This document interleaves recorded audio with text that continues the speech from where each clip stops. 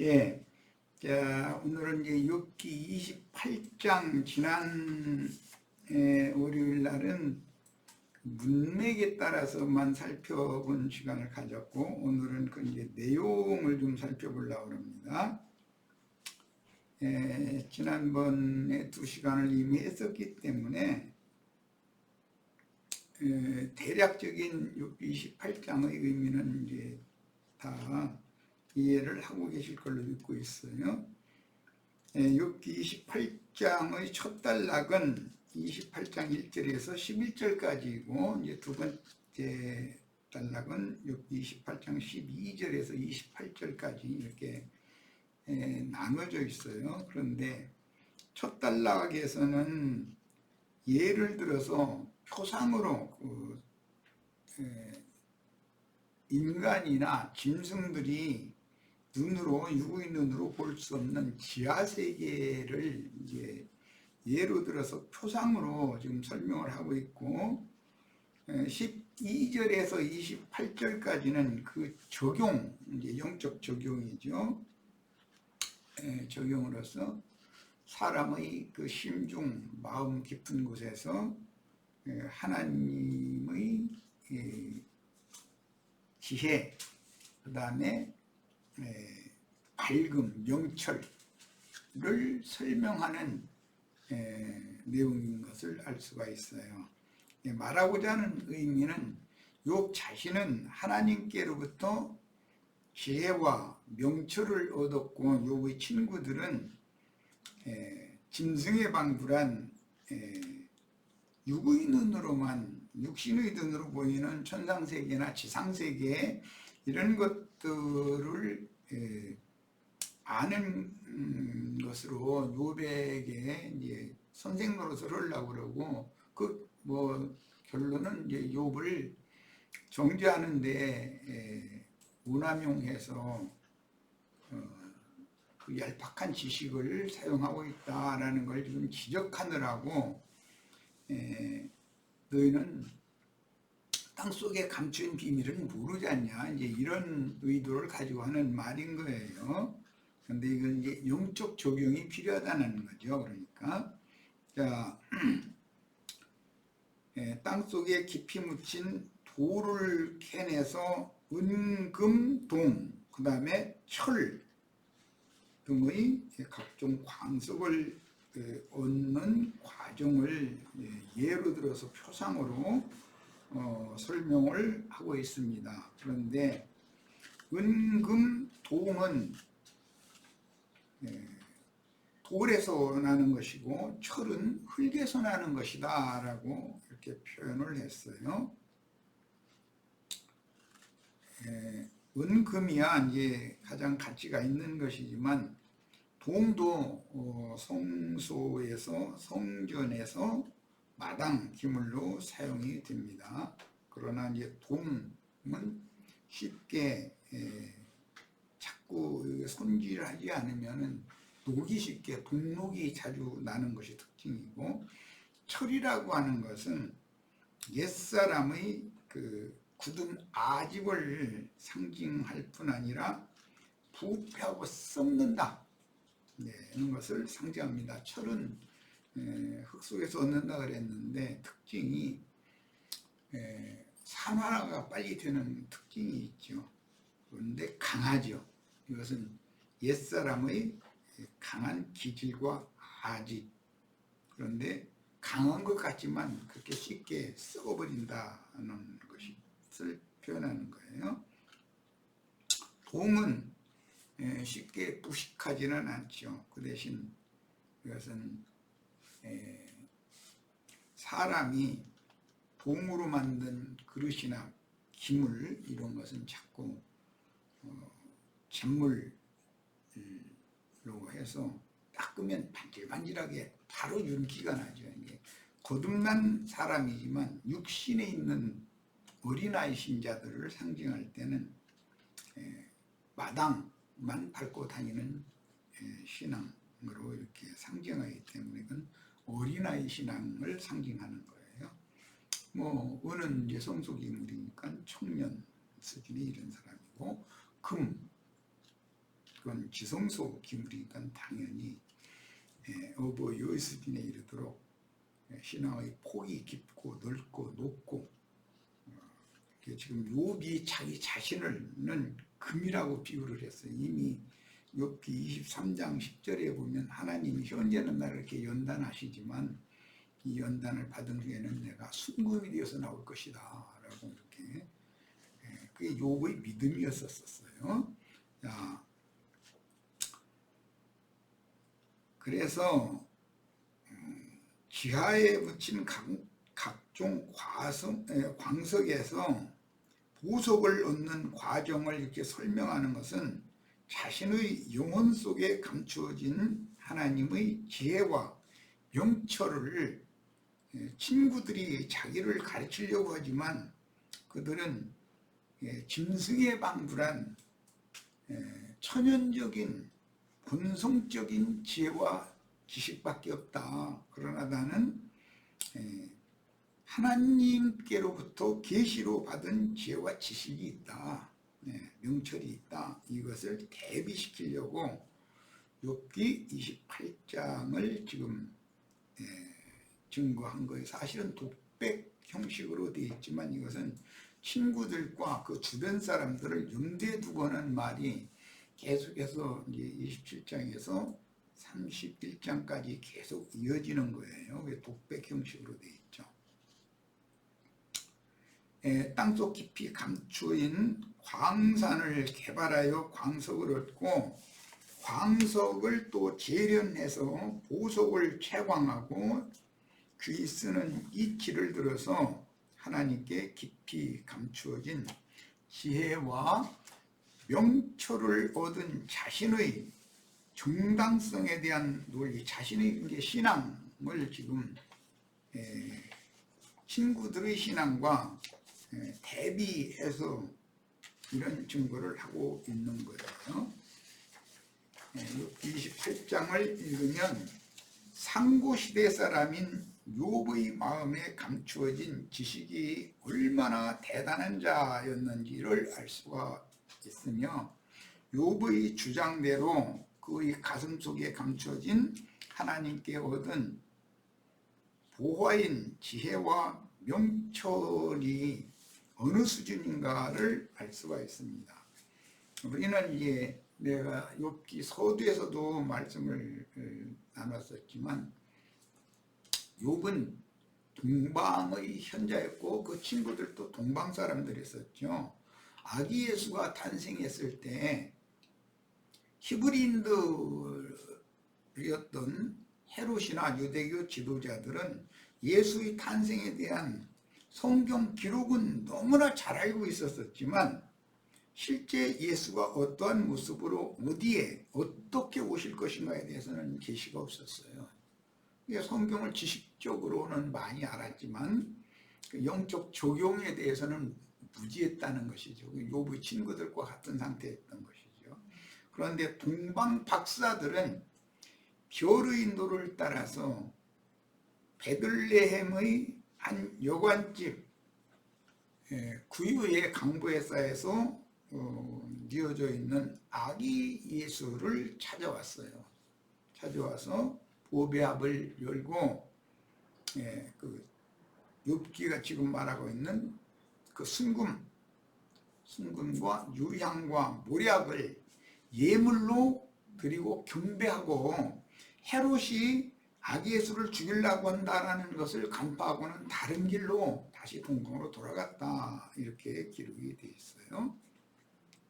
그런 걸 보면 그때 당시 이미 욥 시대에 아브라함보다 조금 전 세대 혹은 아브라함과 동일한 그런 세대의 사람일 것이다 라고 다 생각하고 있는데, 이미 그 세대 사람들임에도 불구하고 이 동방 사람인 욥과 그 친구들의 그 성경을 아는 지식, 그때는 이런 글자로 되어 있는 성경을 보는 것이 아니라 조상 대대로 구전으로 유전되어져 내려오던 그런 말씀을 가르침받은 시대였었기 때문에 그들에게 신앙의 기초가 되는 이런 진리 지식이 얼마나 대단했었는지를 알 수가 있는 거예요. 예, 오늘날도 세상교계의 신학 박사들이라는 사람들이 그 진리에 관한 터가 되는 문자대로의 지식은 정말 어마어마하죠. 예, 그러나 이제 그들이 그 적용에 있어서 욥과 같이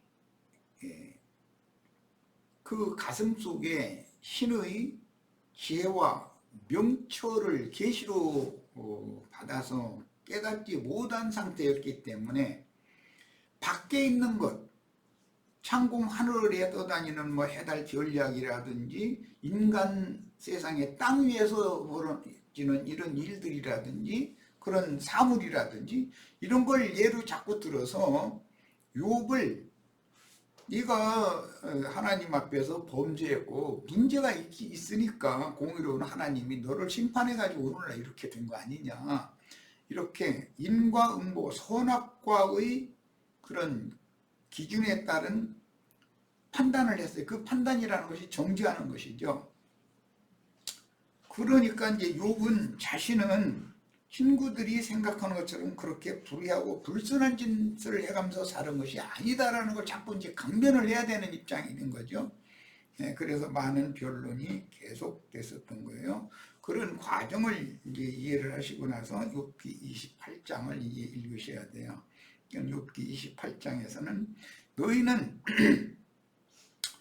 육신의 눈으로 보이는 것, 즉 이제 영적으로 말하자면 태생적으로 본능적으로 사람 속에 넣어준 그런 지혜와 지식, 사실은 이것은 뱀이 주는 지혜와 지식인 건데 그것만 가지고 있고 그것의 내면의 뜻, 속에 감추인 의미는 전혀 알지 못하고 있다. 하나님이 나에게 이런 연단과 시련을 보내시는 것은 나로 하여금 정금이 되어져서 하나님 앞에 나오게 해서 하나님의 귀한 그릇으로 쓰시려고 하는 것인데 너는 이걸 모르고 있다. 그러니까 답답해가지고 계속 이 얘기를 이제 해나가는 거예요. 그런 개념을 이해를 잘 하시길 바랍니다. 상고시대의 욥과 같은 현자가 있었고 후대에 먼 훗날 다윗의 아들 솔로몬이 이런 지혜를 하나님께 얻어가지고 만물과 만사를 논하는 지혜와 명철함이 있었다라고 성경이 증거를 하고 있습니다. 그러니까 그때 당시 욥이나 후대의 솔로몬의 지혜는 하나님의 지혜자이신 그리스도를 상징하는 인물이었다라는 걸 우리가 알 수가 있는 거예요. 자, 이제 본론으로 들어갑니다. 1절, 2절. 은이 나는 곳이 있고 금을 재련하는 곳이 있으며 철은 흙에서 캐내고 동은 돌에서 얻어서 녹여 얻느니라 그랬어요. 은이 나는 곳, 그 다음에 금을 재련하는 곳, 이것은 창세기 2장에 보면 하윌라 땅에는 순금이 나는 땅이었다 이렇게 기록이 되었고, 후대에 함족이나 셈족이나 야벳족이나 모두 이 정금이 나는 땅, 순금이 나는 땅, 하윌라라는 이름을 인명으로 자기 후손에게 지어주는 경우가 있어요. 창세기 10장에 보면 누가 하윌라를 낳았다라는 말이 2번이든가 3번이든가 나오죠. 지명으로 사용하는 경우가 있고 인명으로 사용하는 경우가 있다. 그만큼 그 상고시대, 태고시대로부터 금을 귀하게 여겼다라는 걸 알 수가 있어요. 자, 욥의 친구들을 반박하는 변론 내용 중에 은, 금, 철, 동의 광석과 재련 과정을 들고 나오는 까닭은 자신의 가슴 속에 감춰진 각종 광석으로 비유한 보화들을 친구들에게 자랑하면서 하나님께서 자신을 어떻게 연단함으로 광석, 보화가 감추인 그 밭을 하나님이 값주고 사시려고 자신을 지금 현재 광석을 자신 속에 넣어주시고 그 광석을 주님이 캐내가지고 그것을 불같은 연단 시험을 통해서 지금 재련해서 불순물을 제거하고 순금, 깨끗한 은, 그다음에 동, 철 이런 것들을 추출해내서 하나님이 쓰시려고 그런다. 지금 이 얘기를 하고자 하는 거예요. 그냥 이 욥이 지하세계 눈이 밝은 솔개나 매나 이런 거 또는 힘 있는 기는 짐승 사자 등 이런 것도 땅 쏘고 일은 모르지 않냐. 너희는 눈이 밝은 체 하지만 사실은 그것은 선악을 알게 하는 나무를 바라보는 눈이 밝아진 거고 하나님의 비밀한 계시들을 받아서 명철해져서 밝아진 것이 아니다. 지금 그 얘기를 하려는 거예요. 은과 금이 나오는 처소는 그 영계 감동을 받은 욥의 가슴속 지혜의 보고인 그리스도이며 귀한 산돌인 은과 금을 함유한 광석을 재련하는 재련소는 욥의 인생에서 사탄의 시험을 받는 삶의 현장입니다. 그러니까 사탄은 욥에게 불다스리는 자로 쓰임을 받는 것이죠. 이제 욥의 삶의 현장은 재련소인 것이죠. 말하자면 하나님은 불같은 시험을 통해서 티끌로 지은 몸속의 귀한 광석을 속사람이라고 그러죠. 하나님의 호흡으로 새로 흙 속에 불어넣어서 지어주신 속사람 속그릇이에요. 그 속에는 광석이 있다는 것이죠. 이것을 캐내어 재련하며 마음을 단련하여 영을 채굴해서 영과 마음에 감추어진 은금, 동철을 함유한 광석을 채광하고 이것을 또 밖으로 드러내가지고 재련해서 하나님이 필요대로 쓴다. 그게 하나님의 지혜요. 이것을 깨닫는 것이 명철이다 라는 것을 지금 친구들에게 설명하려고 나는 이런 지혜와 명철을 계시로 이미 받았고 너희들은 속에 감춘 것, 땅 속에 있는 것들은 전혀 모르고 있지 않냐. 이제 이걸 지금 대비시키는 거예요. 아까 소개한 것처럼 창세기 2장 10절로 12절 보면 강이 에덴에서 흘러나와 동산을 적시고 거기서부터 갈라져 네 근원이 되었으니 첫째 이름은 비손이라 금이 있는 하윌라 온 땅을 둘렀다. 하윌라 땅이라는 걸 염두에 두시기 바랍니다. 하윌라 땅 마태복음 13장에서 주님은 보화가 감춘 밭을 발견하고는 다시 돌아가서 자기 모든 것을 팔아가지고 그 밭을 샀다. 이렇게 여기서 인용을 하셔요. 그러니까 이것은 사실은 땅속에 감춘 보화로 욥이 지금 28장에서 욥기 28장에서 말하고 있지만 인간의 마음속에는 보화가 감춰져 있다는 것이죠. 보석들이 감춰져 있는 것이죠. 그런데 이 보석을 캐가지고 재련을 해야 되는 거예요. 그래서 이제 베드로 사도가 이제 이런 걸 깨닫고 나서 너희도 산돌이신 그리스도께 나와서 하나님이 거하실 수 있는 보석집으로 지어져야 된다. 이런 것을 피력을 했고 계시록에는 결론적으로 형제 요한에게 계시된 말씀에 의하면 거룩한 성 새 예루살렘의 기초석들은 전부 보석들이다. 그리고 그 성 자체는 전부 정금이다. 이렇게 돼 있어요.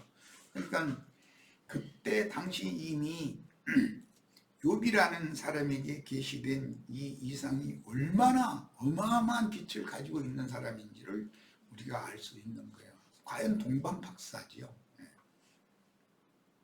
자, 욥은 겉사람인 티끌로 지으신 몸과 속사람의 마음 중심인 영에 하나님의 지혜와 명철함을 간직한 사람이며 하나님은 사탄을 광부로 보내어 욥이라는 사람의 광산을 깊이 파고 들어가서 욥의 속에 가득한 각종 광석을 캐내게 하시려고 그 땅을 홀딱 다 뒤집어버리고 파헤쳐버리고 속에 들어있는 욥의 속에 들어있는 것을 끄집어내는 거예요. 지금 이게 끄집어내는 과정이 뭐냐면 친구들을 보내가지고 계속 변론을 하게 하는 거예요. 그게 욥의 속에 뭐가 들어있는가 다 담은 거예요. 근데 그게 광석이라는 것이죠.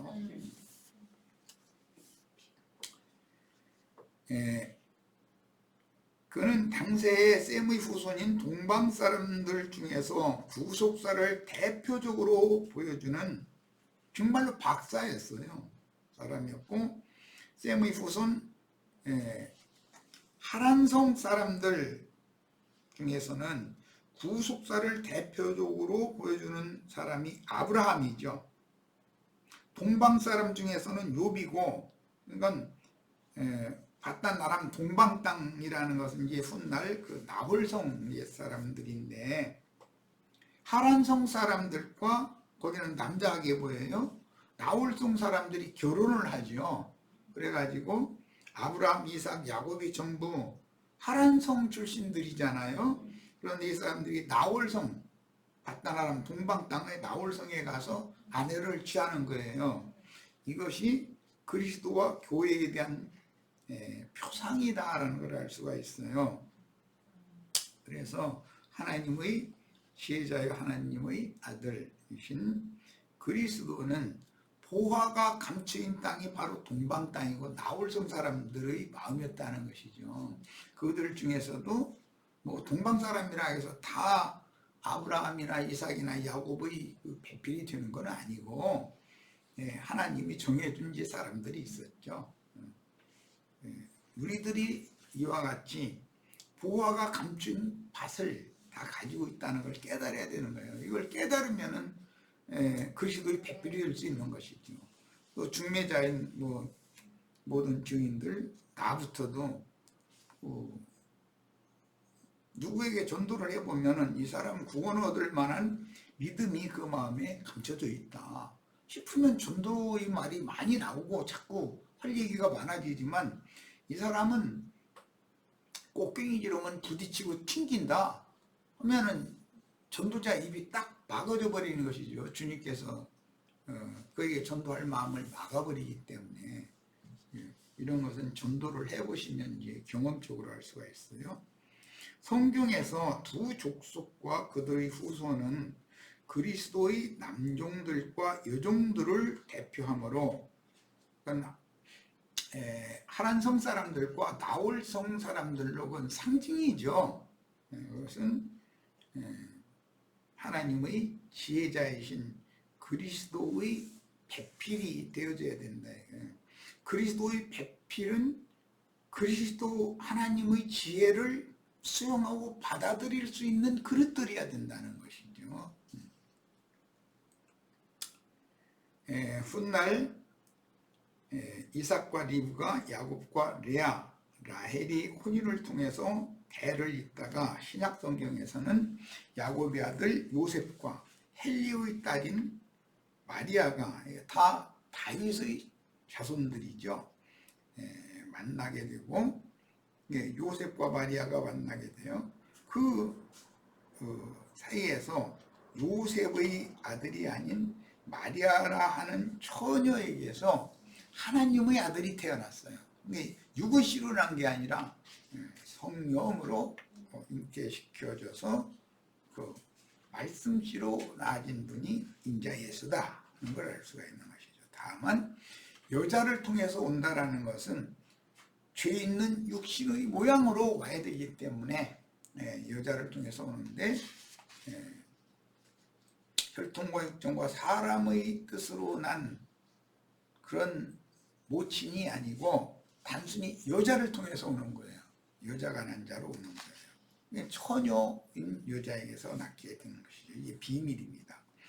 예수가 동정녀 마리아에게서 났을 때 동방 박사들이 별의 인도를 따라 베들레헴의 짐승우리 구유에 강보에 쌓여 놓여있던 아기 예수께 경배하고 황금과 유향과 모략을 예물로 드리고 경배했다. 그러면 그 예물이라는 말은 코르반이라고 그래요. 코르반.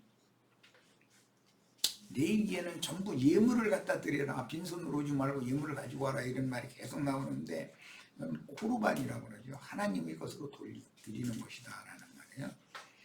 예물로 드린 후에 아기 예수를 죽이려는 헤롯을 속이려고 꿈의 계시대로라고 그랬는데 이제 이상을 따라서 다른 길로 동방 땅에 돌아갔으니 동방 박사들의 지혜와 지식을 짐작할 수가 있습니다. 그런데 욥기에 나오는 욥과 그 친구들이 동방 박사들에 대한 예표의 사람들이었다는 거예요.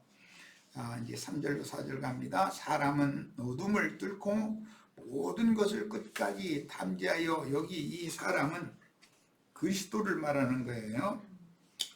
어둠과 죽음의 그늘에 있는 광석도 탐지하되, 그게 인자 예수는 광도로 오신 것이죠. 비유로 하자면.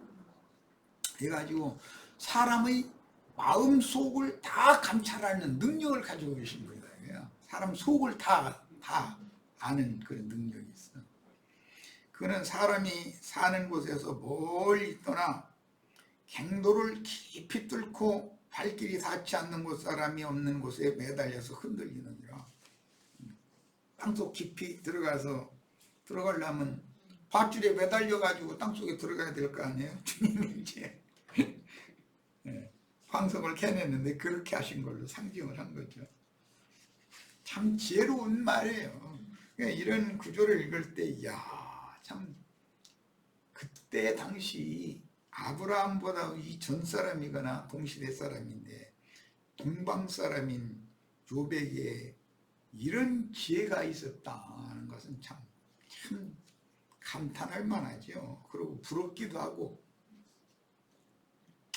본문은 광석을 캐내기 위해서 캄캄한 땅속을 등불로 밝혀 어둠을 물리치고 그 어둠의 극단, 곧 가장 멀고 깊은 땅속 내부까지 등불을 밝히고 내려가서 광석을 찾아 채광하기 위해서 밧줄에 의지하여 매달려서 채광하는 것으로 비유하여 욥의 중심에 감추어진 광석을 채굴하는 것을 묘사했습니다.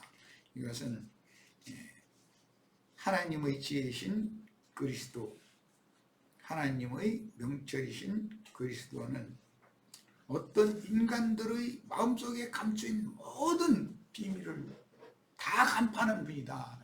그리고 마음 속에 들어가서 그 속에 감추어진 보화들을 다 밖으로 꺼내가지고 그것을 이제 재련해서 녹여가지고 보석을 추출해내서 그걸로 당신의 집을 세우게 만드는 거예요. 참 재주가 참 보통 재주가 아니시죠.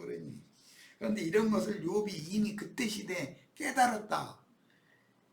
이거는 오늘날 기독교계의 많은 신학박사라는 분, 유명한 목회자들도 이 욥기 28장을 해석을 못 해냅니다. 이게 무슨 의미인지에 대해서. 그런데 욥이 그때 당시 이런 것을 이미 터득하고 있었다는 거예요. 한 사람의 전도자를 얻으시는 하나님은 그분의 마음에 합한 사람을 찾으시면 중에 보화가 감춰있는 밭을 발견하면 그 말이죠. 이런 과정을 경험시켜서 택하신 종을 길러내시는데 증인들이 욥과 같이 채광 과정과 쇠풀무 세상의 계륜소를 통과하여 불순물들을 녹이고 제거해서 은금동, 철 등의 유용한 광물을 얻으셔야만 하늘의 한 성을 세우실 수가 있는, 하나님의 집은 이걸로 세우는 거예요. 그런데 철은, 흙에서 얻는 철은 옛사람의 강한 기질과 아집이지만 이것은 쉽게 산화돼 버린다, 삭아버린다. 그것은 하나님의 집의 건축 재료가 아니죠. 철그릇이라는 하나님의 집에서 세우는 게 아니니까. 세속 교계가 주장하는 교리를 배우는 신학교에서 신학을 공부하면 전도자로 세움을 받는다라고 주장하는 것은 우주 만물과 만상과 만사를 창조하여 경영하시는 하나님을 신학 공부를 통해서 알 수 있다고 주장하는 무지와 우준함을 드러내는 주장이다. 신학교에 가면 지혜를 얻기는 얻는데 그것은 하나님의 참 지혜를 얻는 게 아니라 뱀의 지혜를 얻고 지식을 얻는데 그것은 세상 지식을 얻는 것이지 참다운 예수 그리스도의 지혜와 지식을 얻는 것이 아니다라는 것을 알아야 된단 말이죠. 그는 사람이 사는 곳에서 멀리 떠나 갱도를 깊이 뚫고 발길이 닿지 않는 곳, 사람이 없는 곳에 매달려 흔들린다 이랬어요. 이 표현이 얼마나 좋아요. 광구가 깊은 갱도 밑에 내려갈 때 밧줄에 의지해서 이렇게 내려가가지고서 흔들흔들 해가면서 광석을 캐내가지고서 그걸 지상으로 올려서 거기서 또 재련해가지고 그걸 이렇게 쓴다. 참 욥이라는 사람의 그 지혜와 지식은 오늘날 우리들이 가히 따를 수 없는 지혜와 지식을 가진 사람이죠.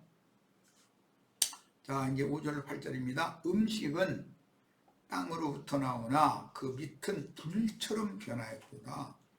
그 돌에는 총옥이 있고 사금도 있으며 그 길은 솔개도 알지 못하고 매의 눈도 보지 못하며 용맹스러운 짐승도 밟지 못하였고 사나운 사자도 그리로 지나가지 못하였느니라. 광석이 있는 곳에 찾아 들어가는 길은 밖에 세상의 것만 보는 눈 밝은 새나 힘있는 짐승들을 땅속의 내용은 모른다. 이 얘기를 왜 하는 거죠? 욥이 그 친구들 보고 너희는 짐승이야. 너희는 창세기에 모든 짐승은 저주를 받았다겠는데 저주받은 짐승 중에 가장 간교한 것은 뱀이라고 그랬는데 너희는 뱀의 지혜와 뱀의 지식밖에 모르는 들짐승이 지나지 않아. 이 얘기를 하는 거예요. 그럼 친구들이 이 말을 알아들었으면 성질내야 되는데 못 알아들으니까 가만히 있는 거죠 지금. 예. 나한테 누가 이렇게 얘기했으면은 나는 난리 나죠. 네가 내 속을 어떻게 아냐? 내 속을 지은 조물주는 아시지? 그러면서 성질내요. 난 당연히. 너 나라에 대해서 오해하고 있는 거야. 하면서 막 이제 변명할 거예요. 그런데 욥의 친구들은 이후로 대꾸가 없잖아요. 저 사람 지금 무슨 소리를 하는 거지? 못 알아듣는 거죠. 그리고 또 이제 자신들도 이건 동방의 현자들이라고 자부하는 자들이니까 자신들은 육의 눈으로 볼 수 있는 땅 위의 일이나 육신의 눈으로 보이는 하늘의 창공 하늘의 일만을 얘기를 했지 땅 속에 관한 얘기는 또 바닷속 뭐 물길 깊은 속 이런 얘기는 속 얘기는 안 했거든. 지금 못 했거든. 그런데 욥은 자꾸 그 얘기를 하니까 할 말이 없는 거예요. 자, 욥기 28장 7절로 8절에서 욥은 지하 깊은 곳에서 파낸 광석을 재련하여 귀한 보석을 얻어서 유용하게 사용하는 사람의 기술과 지혜의 탁월성을 부각시키려고 날짐승과 기는 짐승 중 가장 대표적인 짐승들을 비교하면서 그 날짐승이든 길짐승들이든 그 광석을 캐러 들어가는 그 갱도 그 길을 본 적도 없고 그거에 대해서 모른다 이렇게 말을 하는 이유가 있어요. 그러니까 너희가 내 속을 어떻게 알아? 세상 말로 그러죠. 부부가 싸우다가도 폭포 오면은 막 가슴 쳐가면서 하나님이나 내 속을 알지 당신 내 속 모른다 그러죠. 맞아요 그 말이. 욥이 지금 폭포거니까 하는 말이에요. 답답하니까. 솔개나 배는 짐승들 중에서 시력이 가장 뛰어난 날짐승이고, 사자는 백수의 왕이라고 그러잖아요. 그런데 그런 것들은 땅속에 내려가는 길도 모르고 땅속 갔다 온 적도 없으니까 땅속에 뭐가 있는지 모른다 이거예요. 이렇게 말하면 나는 다 알아듣고서는, 그럼 네가 내 속에 들어갔다 나왔어? 내 속은 조물주는 알지 네가 어떻게 안다고 그런 소리 해가면서 나는 따질 거거든. 그런데 이 말귀를 못 알아듣으니까 눈만 꾸먹꾸먹하고 그냥 욥이 계속 독백을 길게 해도 한마디도 대답을 못하는 거예요. 그것 때문에 나중에 엘리후에게 책망을 받잖아요. 욥을 앞에서 정죄만 하더니 나중에 욥이 독백으로 긴 말을 하는데 또 한마디도 대답 못했잖아. 막 이러잖아요. 그러니까 이게 참, 내가 가끔 그 얘기하지만 시가서 중에서 욥기만 다 깨달아도 성경 전권이 딱 확 열려버리는 거예요. 우리 다 이런 지혜와 지식을 얻으시기를 바랍니다. 첫 시간 여기서 일단 마치겠습니다.